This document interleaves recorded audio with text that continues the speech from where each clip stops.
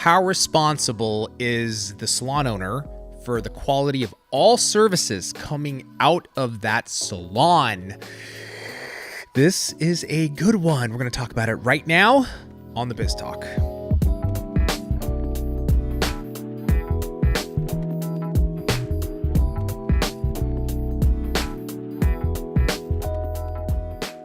Tracy, I was holding my breath there. I was like, I wish you'd do that longer. I can do it longer. So you pass out. And then once I'm down, are you going to kick me when I'm down? Because your breathing's annoying. Dude, that was the funniest video. I know we talked about this on here before, but still, that is so awful. You know, Kate and 8 plus 8 and whatever, Kate plus John, 8. yeah. John, whatever. Something. Where he's like breathing and she's like, stop breathing. Like, you're breathing annoys me. I sent it to Tracy because like it's a joke that we always. It's a joke. I literally tell my husband that all the time though. I'm just like, please stop. And he's like, what? I'm like, breathing. Jeez. That's poor guy. Frightening. Yes, poor guy. That's frightening. Oh my God. Stop breathing. All right. So is the salon owner responsible for the quality of all services? So somebody gets their nails done at a salon, they're not happy. Do they go talk to the salon owner and say, yo, I'm not happy with this tech services? Is the salon owner solely like, should they take all the responsibility here? Tracy Ryerson, I already know the answer, but please bless us with your beautiful answer. Do you guys just make these where I have to say yes and no? This is a true yes and no, though. It is. So, they're all true yes and no's. No, there's... Pick one. Pick one that wasn't a yes and no. Pick one that's not a yes and no? That I said was a yes and no. I can't remember all the episodes. Then how do you know it? You want me to go back and watch every YouTube video? Yes. And then like spend my next 3 weeks? No. Yes and no. Yes and no, Habib. Yes and no. Go do it, yes. And then when I'm done, just say no. No. And then don't look at anything. So yes and no. I'm going to hurt myself, I don't know, by like slapping me 6 times. Myself, like this. 6 slaps. Okay. Ouch. Let's continue. Can we continue? Is that weird? It's a little weird. So weird. But it's okay. We have weird here. We welcome weird here. I'd like to get to the answer, please. Before I get more weird, I'd like to get to the answer, please, because it's about to get weird! Exclamation point. I forgot what the question was. Seriously. Is the salon owner responsible for the quality of all services that come out of that salon? So if somebody complains, they go to the salon owner. Yes and no? Yes and no. So let me ask you a follow-up question.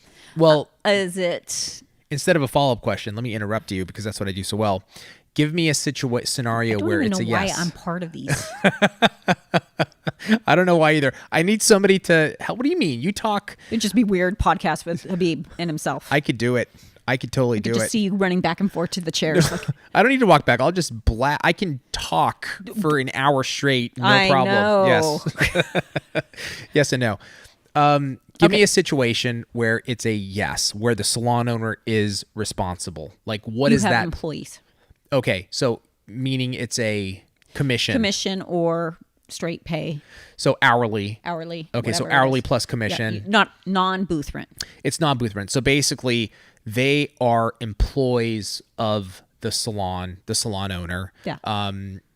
And she's either paying them hourly, or kind of a split between hourly and commission, or just commission. Regardless, right. You're an employee. Mm-hmm. So in that situation, if the work is not to the liking of the customer, they should go to the salon owner. Correct. Yeah. Like it's like going to anywhere, a store. Correct. You go to the manager. You have a bad experience with one of the employees, you go to the manager. Right. And if you can't resolve it with the employee. Right. Obviously. Right. So I think in this situation, maybe like just slightly different in that this employee gave you that service. So maybe you try to talk to the tech, right? Like, hey, I don't like the shape. Yeah. Or whatever. Can you fix it? Sure. Yeah. I mean, you don't want to manager. Yeah. I got to cut my hair a certain way for that. I need to talk to your manager. Yeah. explain to the tech what you know, if you can't explain it, or the service was just horrible, or they were rude or whatever, then you take it the next level. Right. But I guess ultimately it is the responsibility of the salon owner. Yes, because when the person doesn't pay, guess who they're not paying? They're the salon owner. That's exactly right. They have to be responsible for that. Okay. Then in a situation where it is not the salon owner's responsibility, what would that situation be? Booth renter.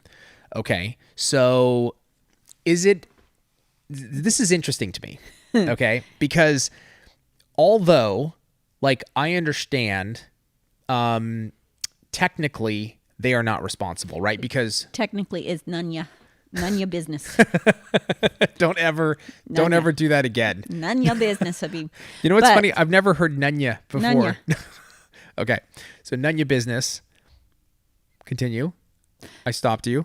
Technically, it's not, because it's literally not your business. It's not your business. You do not receive money from it. However, as a booth renter salon owner myself, if someone is struggling and not making clients happy, unfortunately, it is my name. Right. They don't typically say, I went to Habib Habib did a bad job. It's my salon's name is Young Nails. Young Nails did a bad job. So I have an interest. I do have Sure. an interest in everybody producing Good well work. and treating their clientele well. So Right. is it a conversation I may have? Will I maybe help them in, their nails and Right. what's going wrong? Because I want them to be successful Of in the course. salon also. Yeah. And if they're having trouble, yeah. But really, it's none of my, it does. Someone comes to me, I'm going to say. Wait, who are you? Are you the salon owner? The booth renter Okay. owner of the, You're the and salon owner. And you're my booth renter. Yeah. I'm going to say, you need to go discuss that with Habib. Well, aren't you the owner of the salon, miss? Are we? Oh Lord, even this role playing. I actually booth rent to Habib. He is his own business owner. So, But this is Tracey's salon. Your name is up shut there. up. Wouldn't that feel good? Oh my God, that feels so good. You scared the crap out of me, man. Oh my God. I literally had flashbacks of when I was like 7 and my mom would scream, the shoe? Yes, shut up to Greg and I. Like, you distorted the mic. Like, you screamed so loud. You scared. Am I red? Like, Sorry, Vic. oh my God. Sorry to our audience. I mean, also, Jesus, you scared the hell out of me. Vic, keep all that in there. It doesn't matter how much they want to talk to me about it. Yeah. It's still not my business. So I can't do anything about it. Right. Now, have I gotten involved? Yes, because the booth renter asked me to get involved. Okay, so that's different. Yes. Yeah. She Can I get some advice? did not or- know how to handle the situation. Yeah. She asked me to talk to the person. Right. So it's kind of interesting because you're not really a salon owner at that point. You're a space renter. Yeah. Is what you are. It would be like going to the person that's leasing Marshalls, their space, and complaining about Marshalls. Right. I want to talk to the owner of Yeah. the building. They wouldn't take my clothing back that I wanted to return. Right. Not much I can do about it. Yeah, it's a very similar situation. It just can get mixed up. I can see that happening. Now, if, like in your situation, you said the tech asked you for some advice or some guidance? She asked me to handle a situation. Basically what happened is there was a girl that was having an allergic reaction to product. My advice always is stop services when someone's having an allergic reaction. It doesn't get better. This girl, who was of age, by the way, she was over 18, Okay. insisted for this tech, which was her decision. She's a booth renter. I wasn't there when she did it. She went ahead and did acrylic. Well, she had more of an allergic reaction. Had to go to the doctor, and her parents, though she was over 18, the father was on the phone screaming at the tech, and she did not know how to handle it. So she asked me to handle it for her. Jeez, man. And first of all, I can't believe I just said jeez. Jeez. But let's ignore that. What What did you do? The father did not. The father was given misinformation. He was not told that his daughter, who is over 18, insisted on getting the service. Once I told him that, it was done. But she just literally couldn't handle the situation. Yeah, that's tough. Okay, so I can see that. So, like, I don't know if this is really for the tech or for the consumer, but both. Yeah, for both, I would say. It should be known that there are these different situations that are going to come up and you're going to come across. But it's good to know. Like, even I think a lot of techs, there is this sort of mixing of like, am I commission or am I booth? Like, they're confused. It's a big one. Right? It's a big one. I think I talked to, I forget where it was. I think it was a show. There was actually like tax services and stuff like there. And they said that, like 90% of people who don't think should be taxed that are running under booth rent are not actually booth rent. They have employees. Because if you are a booth renter, you cannot be told your hours, your prices. You have a key and you can come and go as you want. That's right. Everything is as you want. Yeah. So the minute you're being told hours, pricing, any of that, you're not a booth renter. Yeah. I know every state differs on all that, and right? This has been a while, so things may have changed. Totally. But generally speaking, right, to our knowledge, that's the case. We hear it all the time at trade shows. There's this blending of, and I think that's why this question maybe came up, is because there is a true blending of, am I an employee? Am I booth rent? I work in this salon, I'm booth rent, but I have a key, but I don't buy my supplies, and I'm like, there's like this weird mix. They told me I could only use this product. I'm not allowed to do this product. Right. Yeah. Right. And so when there's a complaint or somebody has an issue with their nails, who do they go? Like, do they talk to the salon? Should I? Because I'm technically booth. That can get confusing. It can get very confusing. And you know what? I think this is a good education for consumer, because probably a lot of consumers don't realize that booth rent situations go on in salons. Yeah. You walk in a salon, you think it's one salon, one business. Yeah. When it's actually multiple businesses that are going on in that salon. That's exactly right. Especially if it's a lot of the like a full service salon, right? That has hair and nails and skin, like that has everything. It's all mixed. They might. I don't know if there's a blending of like hair's employees, and mostly it's all booth rent, right? I mean, it's mostly hair. I think hair, there's a lot of booth rent, right? Oh yeah. Well, it depends what state, because some states you can't don't allow it. Yeah, California, I think it's very. Most law is booth rent. Is booth rent. But I've seen some techs have told me, like, I work in this hair where it's commission, but they're booth renting my space to me and this other girl for just the nails. So they had it like separated. They have it mixed. Yeah. Which is interesting, and you can do that as long as that person has a key and everything and come and go in as they please.